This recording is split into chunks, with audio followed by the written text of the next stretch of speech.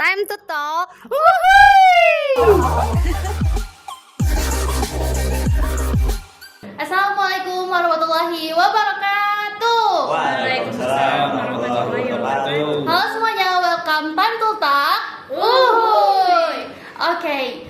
Jadi sebelum itu kita mau kenalan dulu nih, kira-kira yang di sini nih siapa aja bintang tamunya dan si host dua yang cantik ini siapa. Oke, sebelumnya kenalin, aku Afifah Rasufi. Aku dari kelas 11B Desain Komunikasi Visual, tentunya dari SMKN Negeri 3 Banjarmasin. Terus di sebelah aku ada Winda Auranya Mutiara, saya juga dari kelas 11 BDKV dan ada dua guru kita. Yang pertama, yang pertama ada Bapak Delizar. Bapak Delizar say hi. Oke, terus di samping Bapak Delizar ada Bapak Akbar. Halo Pak Akbar. Oke, jadi di podcast kali ini kita mau bahas sebenarnya di DKV tuh kita ngapain sih gitu. DKV itu apa? Karena jujur aja ya, mungkin kebanyakan orang tuh berpikir DKV itu cuman menggambar atau main cat, dan terus juga dikatain nggak punya masa depan. Tuh adalah kata-kata yang sering banget kita anak DKV itu dapetin. Kita bakal tahu lebih lanjut tentang DKV yang bakal dijelasin sama guru-guru kita. Oke, kita tanya aja ya Pak, kira-kira kalau misalnya di DKV itu kita ngapain aja sih biar teman-teman semua yang nonton ini tahu. Oke, yang pertama mungkin muncul pikiran tadi di masyarakat atau orang yang belum mengerti, menganggap kita ini mungkin makhluk nomor 2 gitu. Nomor 2. Iya, padahal kita sendiri punya keistimewaan tersendiri dan sejauh yang saya kenal dari dosen-dosen saya ataupun orang-orang yang praktisi di bidang DKV dan seni, nggak ada satupun orang DKV atau orang seni yang nggak pinter. Pinter guys, kita tuh pinter. Jadi kenapa Pak kita dikatain pinter gitu kata Bapak? Kita adalah orang-orang yang meramu banyak ilmu pengetahuan ke dalam satu hal. Jadi gini, kita mendesain itu adalah menyederhanakan sebuah masalah yang rumit di lingkungan kita ke dalam suatu hal karya yang sederhana. Contoh, ketika kamu membuat sebuah logo itu adalah sesuatu yang isinya itu dari sesuatu yang rumit banget, masalahnya banyak banget, lalu di reset, muncul mengerucut sampai jadi satu bentuk. Nah, artinya kita adalah orang-orang yang mencari banyak hal. Nah, di banyak hal ini kita mencarinya dari berbagai faktor. Ada dari psikologisnya, ada dari sosialnya, ada dari antropologinya, dari ekonominya. Jadi orang DKV sangat menguasai banyak hal dan itu kelebihannya. Oke, jadi bisa disimpulkan teman-teman, membuat logo itu tidak mudah. Butuh waktu yang banyak banget, biasanya event tugas pun kita tuh butuh mikir yang bikin uring-uringan. Iya. Oke. Terus tuh Pak, kalau di DKV itu kira-kira cuma gambar aja kah atau ada hal lain gitu yang lain yang bisa teman-teman yang sekiranya itu mereka nggak tahu kalau misalnya itu ada di DKV gitu pelajarannya. Oke. Nah, yang paling urgent dari DKV adalah bagaimana kita mengkonsep sebuah masalah agar bisa kita sampaikan ke masyarakat atau ke klien atau ke tujuan kita. Nah, itu dikonsep dengan sangat rapi dan dalam sebelum kita keluarkan gitulah. Nah, jadi memang di jurusan-jurusan DKV kebanyakan lebih diarahkan ke gambar.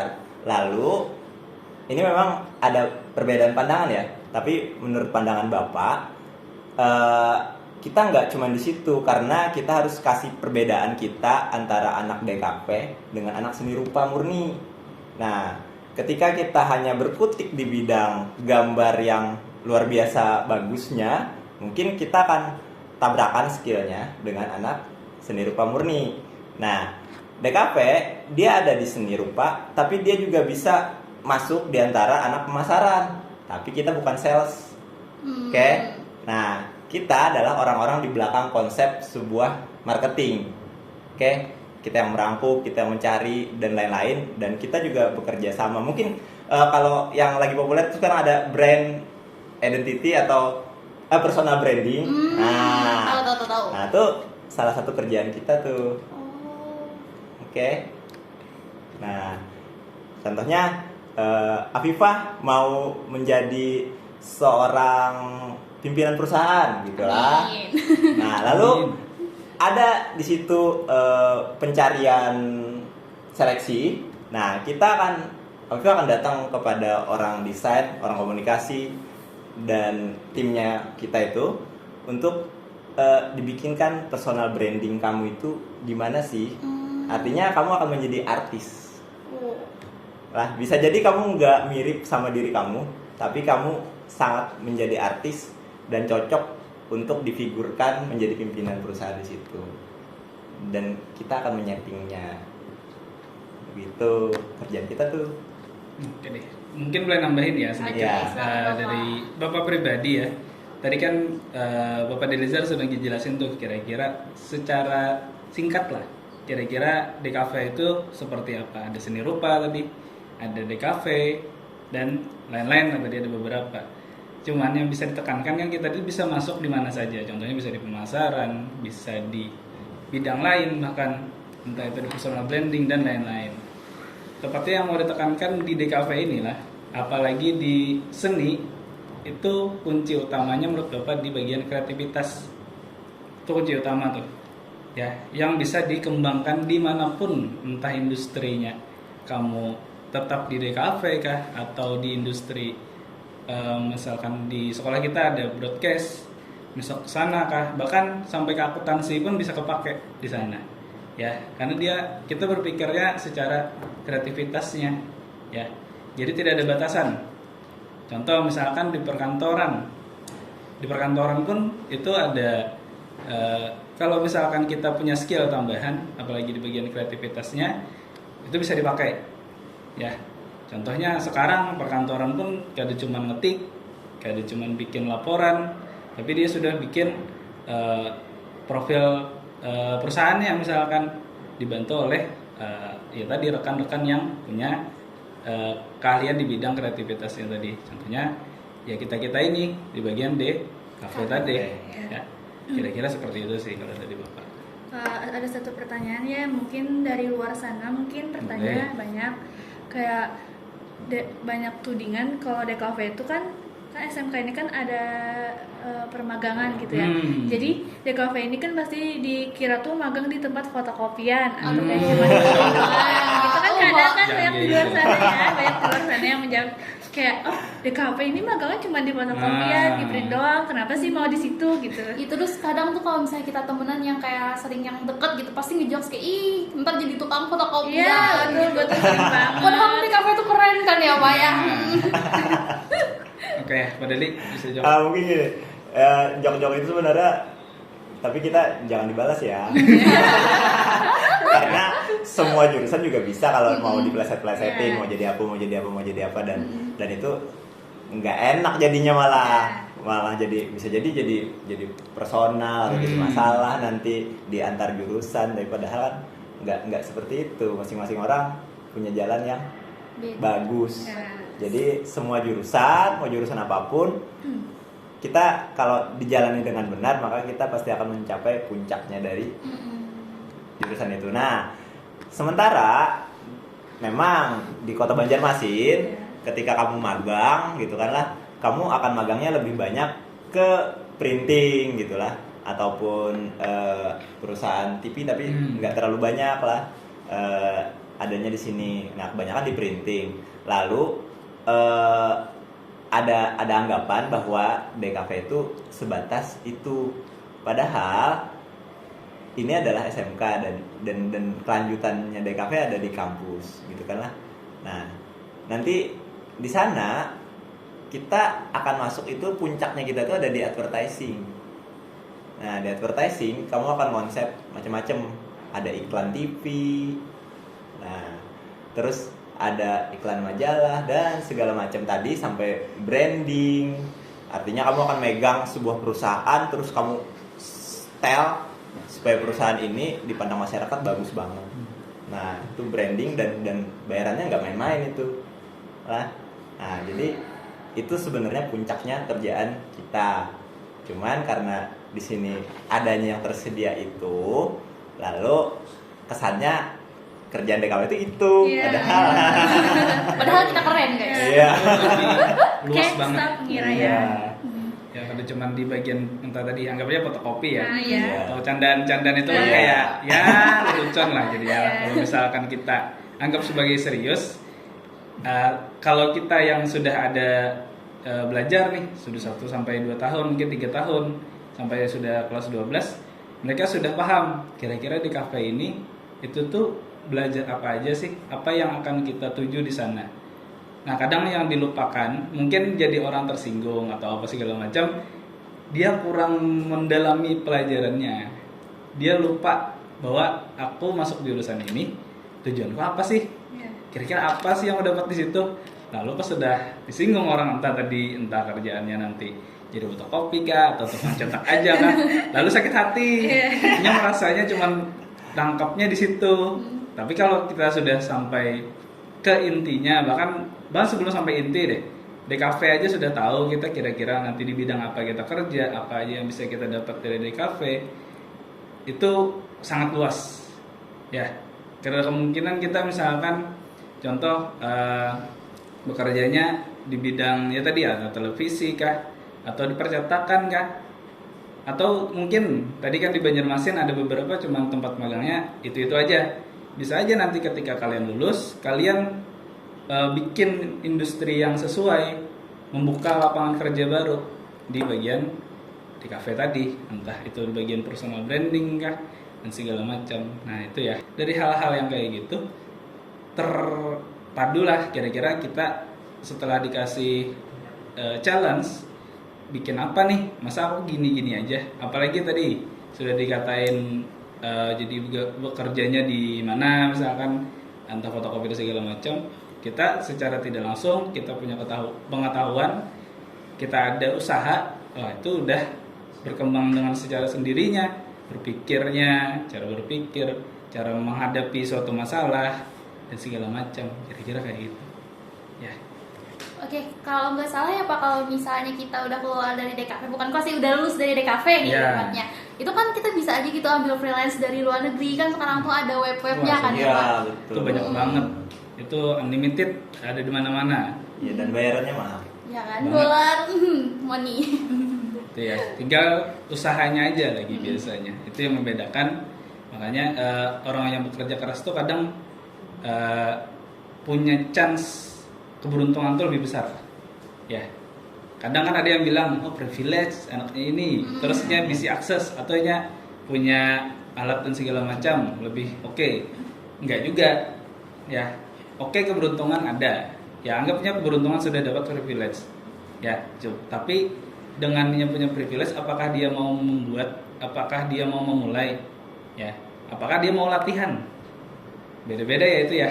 Kalau misalkan kalau konsep Bapak beruntung, iya, Bapak setuju ada. Tapi kalau misalkan kalian cuma mengandalkan beruntung, chance-nya sangat kecil. Bahkan kita akan tahu, namanya juga beruntung, Iya. ya, kita akan tahu. Tapi dengan kita latihan, dengan kita mulai, kita usaha, itu chance untuk beruntung kebuka ya, daripada kita cuman kayak nunggu aja deh ya, menurut Bapak kayak gitu. Oke deh. Ya mungkin ini tambahnya. Kalau dari kata Pak Akbar, beruntung nggak ada. Yang ada adalah berusaha. Termasuk nggak bisa kita bedain orang pintar sama enggak, karena semuanya pintar. Waktu kamu lahir semuanya pintar kan. Yang membedakan kamu sekarang tinggal siapa yang rajin, siapa yang enggak. Nggak salah. Nah, jadi yang rajin dia akan jalan dan bekerja dengan baik, nggak cuma bekerja keras lah, bekerjanya dengan otak dan usahanya dia dengan baik gitulah, dan nggak memaksakan juga gitulah. Artinya sungguh-sungguh, Iya. tapi tidak menghalalkan semua cara. Nah, tinggal itu masalah otak. Kamu pintar, lahir ya pintar, Bapak pintar, Bapak pintar, semua pintar. Oke, saya mau bertanya lagi. Kan sebelum DKV namanya kan multimedia. Iya. Nah, ada anak-anak mungkin yang dari kelas 10 kan perubahannya pas sudah Iya. masuk gitu ya. Jadi semisal nih dari SMP itu dia mikir multimedia itu cuman pelajarannya Hmm. fotografi dan videografi. Tidak apa sih namanya, tidak memikirkan kayak oh ada gambaran nih, ada gambar-gambar gitu terus diubahlah jadi desain komunikasi kan. Iya. Jadi dia nggak punya tuh yang namanya skill menggambar yang berlebihan nih. Jadi gimana tuh mengatasinya kan? Gimana pada? Gini, pada intinya semua manusia itu bisa menggambar. Iya. Oke, kamu lihat kalau kamu lihat pelajarin bukunya Pak Primadi. Nah di situ semua kita itu bisa menggambar. Kamu bisa kan gambar? Bisa nggak? Bisa tapi ya Nah kamu bilang itu gambar jelek. iya. Oke, padahal itu nggak jelek. Banyak seniman-seniman dunia gambarnya kayak gambar kamu, dan itu harganya mahal. Dia ada aliran. Contoh, ada aliran gambar-gambar anak lah, dan itu gambarnya bener-bener nggak rusak sama sekali dan childish banget, dan lukisan-lukisannya itu kayak gambaran kamu yang kamu anggap remeh itu nah. Udah tergantung selera berarti ya Pak ya. Iya, jadi dalam seni yang dinilai itu bukan karya. Nah, orang kadang nilai itu lihat karyanya, begini Yes. bentuknya, begini bentuknya, begini bentuknya. Padahal yang bikin mahal itu adalah pikiran si pembuat karya. Nah, jadi otakmu tuh sangat dihargai di dunia seni. Hanya Nah, asal-asalan gambar clear enggak gitu. iya. Ya. Oke, kita move kali ya Pak ya. Kayaknya Oke. teman-teman semua tuh kayak udah tahu nih DKV itu apa. Kita move ke karakter anak-anak DKV yang Nah, boleh. ada ajaib nggak sih Pak kalau di Iya, iya, SMK iya. kita? Kalau Boleh. menurut Bapak tuh gimana tuh anak-anak DKV Pak? Ya justru yang ajaib itu yang kreatif. Nah, itu ya. Kalau mungkin dari bapak pribadi ya, kadang ini kalau personal ya, kalau misalnya kalian lihat mungkin ada hampir guru DKP itu nggak ada yang apa ya marah-marah. Enak banget di dalam DKV. Bahagia terus. Full senyum. Kira-kira kenapa tuh menurut kalian? Bapaknya kan udah marah, ibu-ibunya kan udah marah. Ya kalau misalnya kami nggak kayak gitu tuh biasa ngestak gitu ide kami gitu loh Pak. Biasanya tuh kayak gitu. Apalagi kira-kira? Eh, Ada nggak kebayang misalkan? Kok nggak marah nih? Kami kayak gini nih di kelas dengar musik misalkan, atau nanti ngegambar-gambar macam-macam misalnya banyak gitu. Atau tiba-tiba nanti keluar moto-moto gitu kan. Karena Apa apa sih tuh? agar siswa itu nggak ketahan kreativitasnya gitu nah. Kan mungkin ada dari diri masing-masing yang kreativitasnya dari ini terus dia usil-usil gitu kan, jadi lebih cepat tangkap gitu ya. Nah, kalau misalnya dari Bapak ya, kenapa nggak ditegur dan segala macam? Karena gini, setiap karakter itu beda-beda. Iya. Contoh tadi kan dari pertanyaannya ada dari multimedia ke DKV. Yang awalnya dia taunya ada video sama foto. foto, ada desain, Iya. tiba-tiba nggambar. Kalau sepemahaman Bapak itu jadi satu kesatuan biasanya. Kalau di multimedia, lalu dipecah, dibagi lagi sekarang. Jadi broadcast nih untuk broadcast dan film untuk video fokusnya tepatnya ke siaran sih. Iya. Ya, siaran. Kalau di desain ini ya tadi Bapak tekankannya di bagian desain dan dijelaskan Pak Deli tadi menyederhanakan permasalahan yang besar. Ya, contoh di logo itu aja kita lihat logo satu. Itu sudah bisa kita yakini bahwa logo ini menonjolkan hal apa aja dari sebuah branding, entah itu perusahaan atau personal tadi. Ya. Kembali lagi ke siswa yang punya karakter yang unik-unik. Ya. Bapak bilangnya unik ya. Dan nakal dan segala macam itu beda-beda. Karena siswa itu kan pintar semua tadi. Punya keahliannya masing-masing. Ada yang ahlinya sukanya moto. Ada yang sukanya gambar. Ada yang sukanya ngomong. Ada yang sukanya bikin rencana.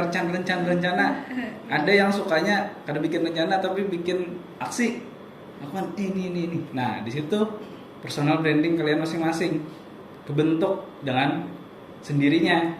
Ya, tanpa bukan berarti tanpa pendampingan. Gurunya di sekolah khususnya SMK 3 akan selalu mendampingin. Cuman kita lihat kira-kira batasan si siswa ini sampai mana sih dengan karakter yang uniknya tadi. Ya, itu sih kalau menurut Bapak tadi. siswa-siswa di kafe di SMK 3 gitu ya. Kalau Ya. menurut Bapak Dery? Oke, yang pertama jelas apa ya,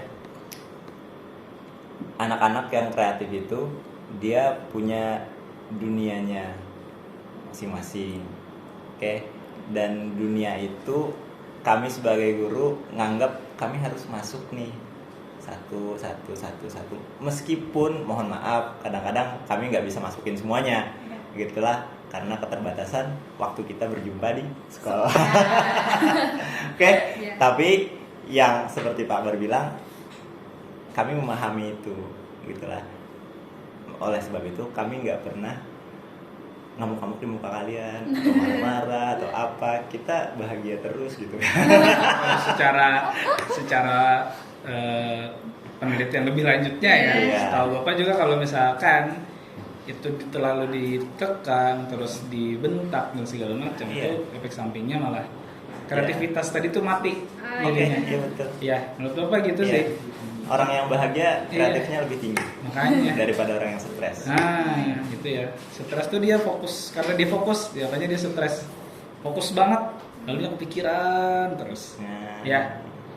Kalau misalkan dia sudah fresh, sudah anggap contoh misalkan dalam waktu pelajaran dikasih waktu dulu untuk ngomong cerita-cerita segala macam, nunggu nih bapak ibunya di depan, itu proses untuk dari posisi kita tadi stres kita lagi naik, habis pelajaran satu ke pelajaran berikutnya istirahat dulu nih dari ngomong dulu, turun sudah stresnya, lalu kreativitasnya mulai naik lagi, Oh, iya. bisa mikir lagi nih, apalagi ketemunya pelajaran di kafe, desain, habis itu video, foto, editing dan segala macam.